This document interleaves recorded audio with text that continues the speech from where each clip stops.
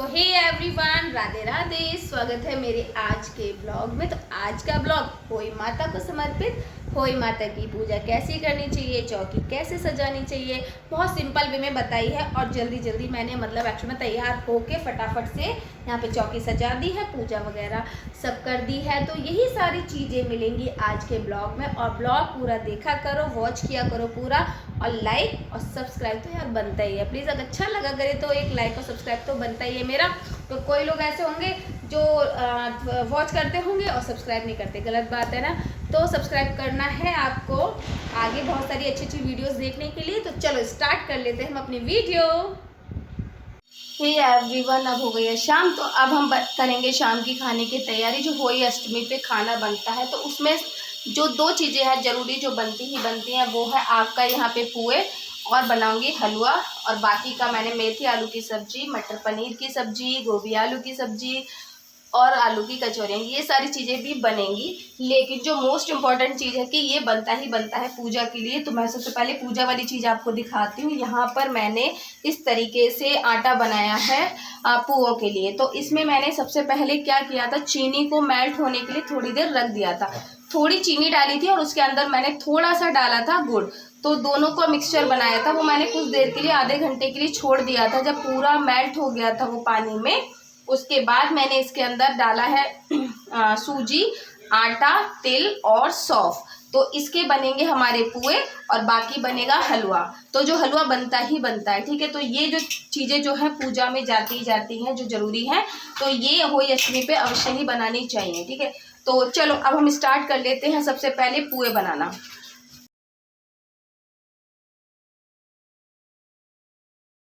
Hey everyone, तो ये है मेरा आज का होई अष्टमी का लुक। मैंने इस तरीके से गेटअप किया है होई अष्टमी पे, और ये ड्रेस वेयर की है मैंने, देखो यहाँ पे। तो ये ड्रेस है मेरी होई अष्टमी की।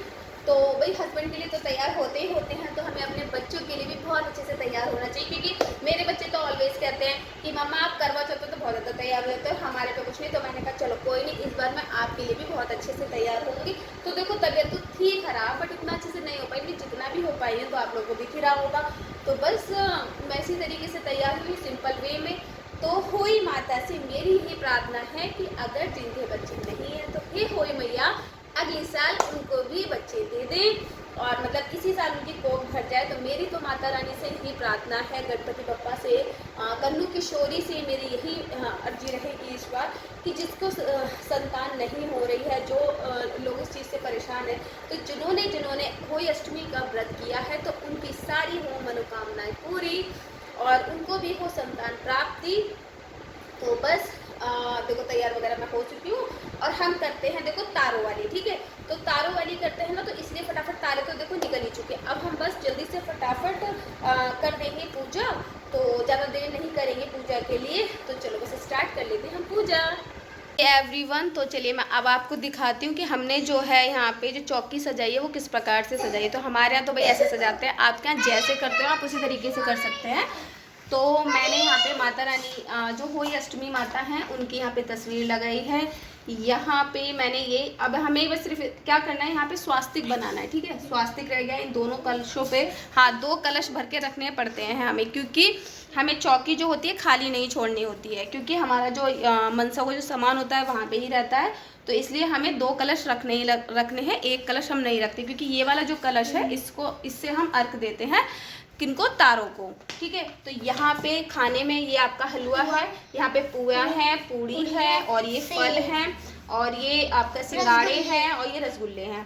आप कोई भी मिठाई ले सकते हैं, जो आप लेना चाहो वो ले सकते हो। और यहाँ पे ये जैसे श्रृंगार का सामान वगैरह जो मंसने का होता है, यहाँ पे वो रख दिया है मैंने। तो बस इतना ही है, और चौकी में कोई ज़्यादा भेद नहीं है। बस इस तरीके से सिंपल वे में ही मैंने यहाँ पे चौकी लगाई है पूजा की।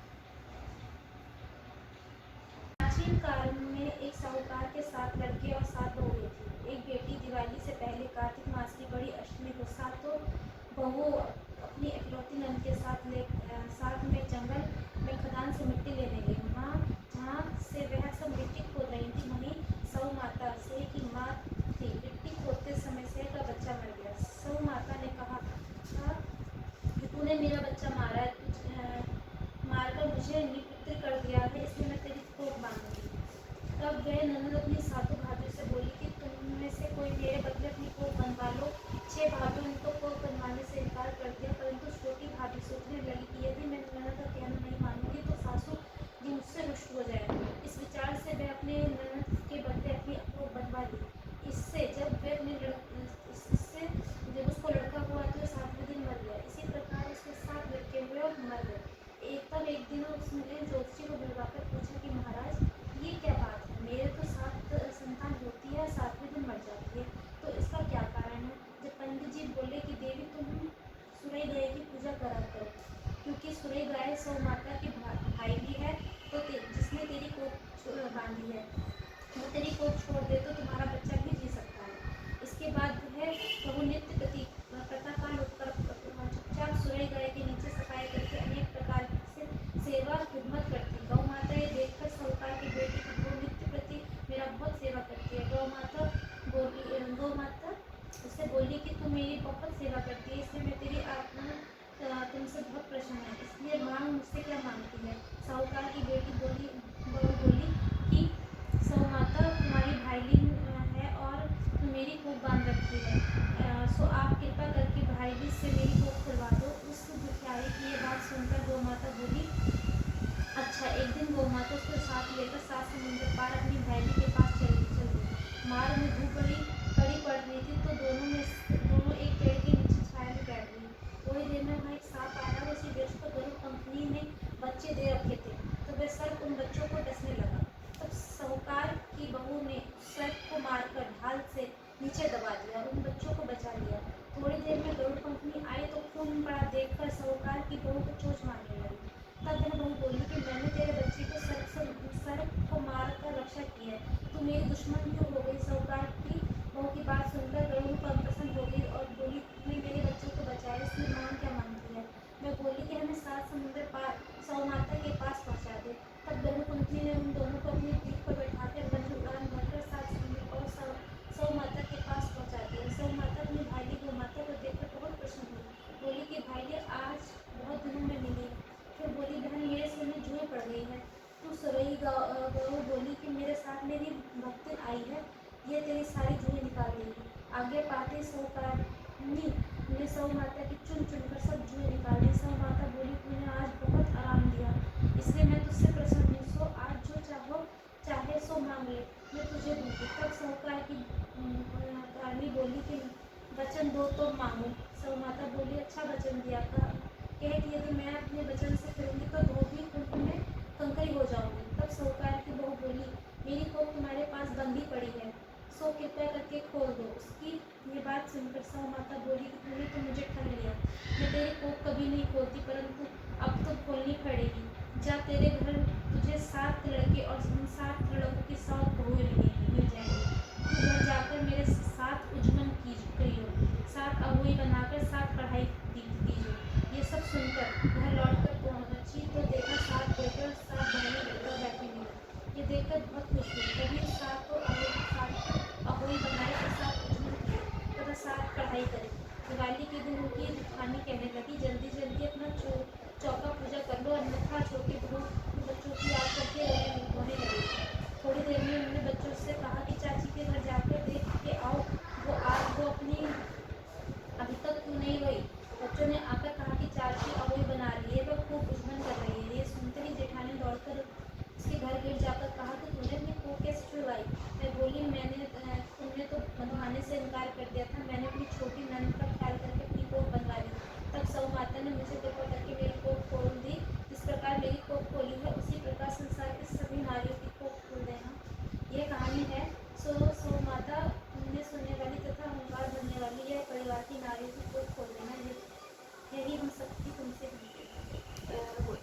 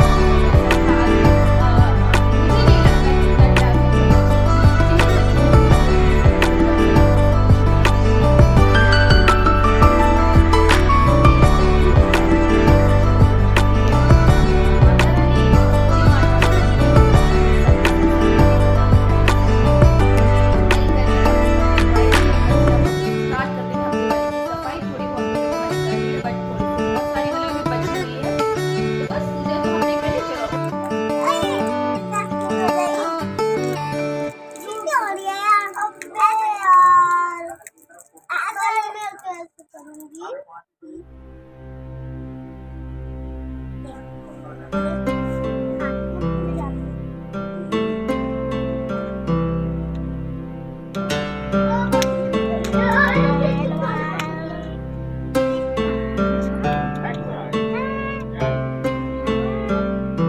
यार कुएं वुएं देखो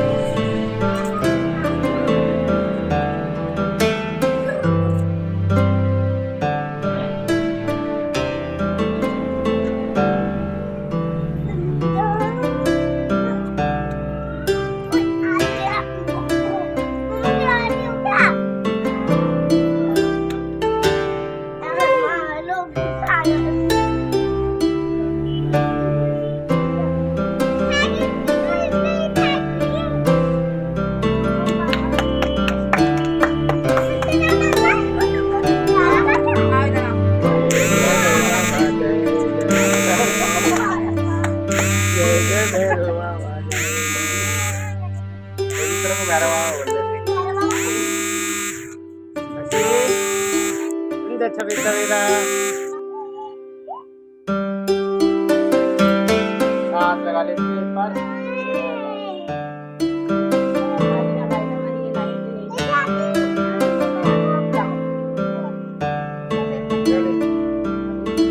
दूसरा परी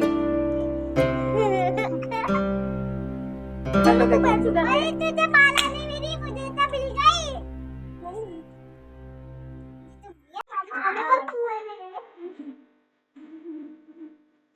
इससे कौन ज्यादा लूट बताइए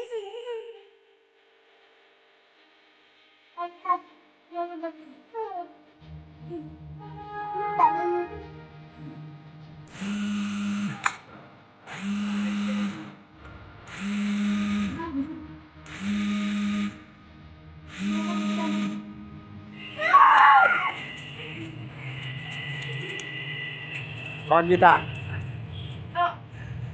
ऐसे बात कर रही है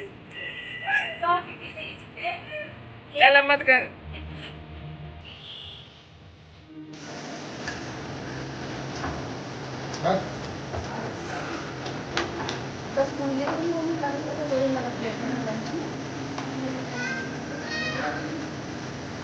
अरे पनीर ले लेना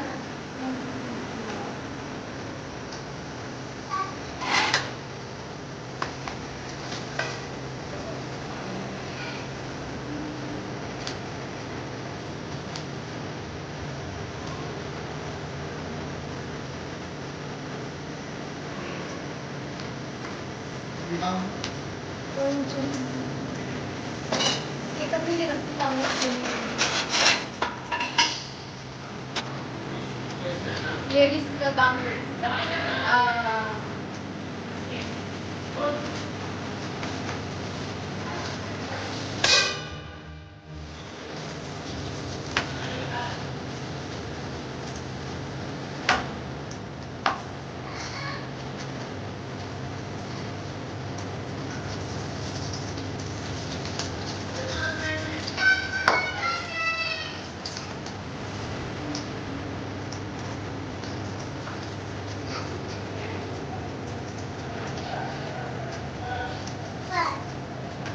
बिना फोन के बच्चों की जिंदगी है बेकार ये बिना फोन के नहीं रह सकते देखो फोन फोन आजा मम्मी को क्या पानी पिला जा ले जरा दूसरा किसका दूसरा पानी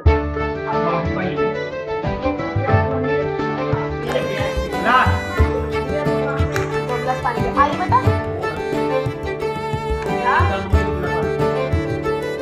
बाबू को पिला दे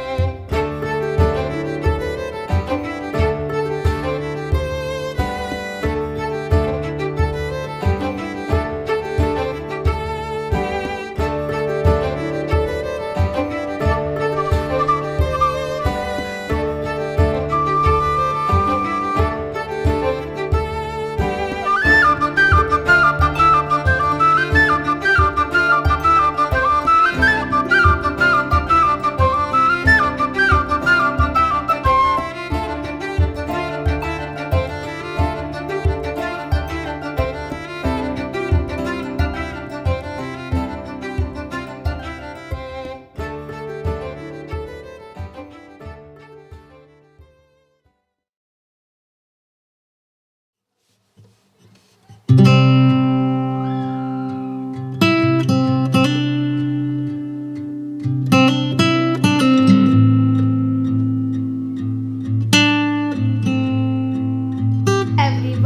यह तो लाला ये बैठा है। मेरी होई मैया ने मुझको कितना प्यारा लाला दिया है।